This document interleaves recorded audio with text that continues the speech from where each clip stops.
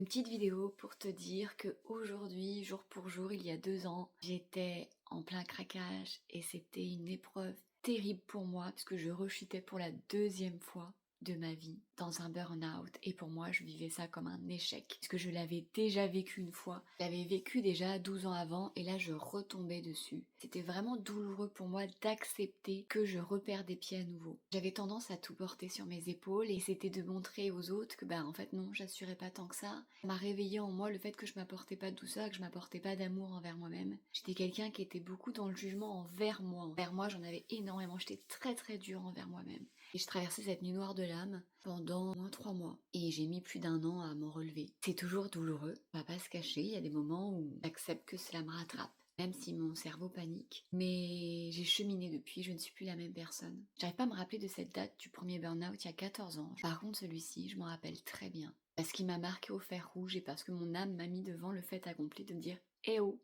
Pas te réveiller, moi je vais te réveiller et l'univers est là après de moi parce qu'il est temps de te réveiller. Et tu remarqueras que l'univers il nous montre qu'on suit le mauvais chemin.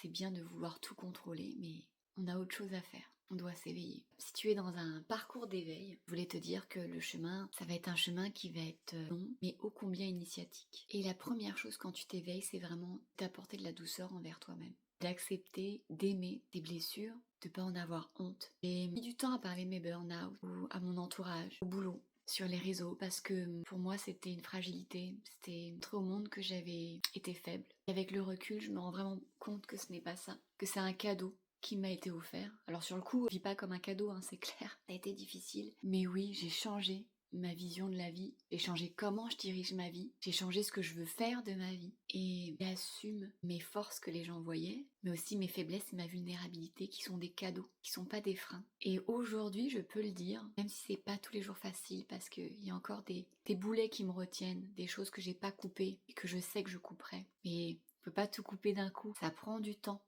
Et c'est ok. Et moi je sais que j'ai encore un gros boulet que j'ai pas coupé, que j'aimerais vraiment en 2026 couper. Mais je chemine dessus. Je sais que je suis sortie de ce puits dans lequel je me sentais au fond comme ça, que je regardais le jour tout là-haut. Un message pour te dire que c'est possible de péter ces barrières. Et si tu l'as fait, félicite-toi, célèbre-toi. Et si tu es sur ce chemin, je te souhaite plein de courage. Écris-moi.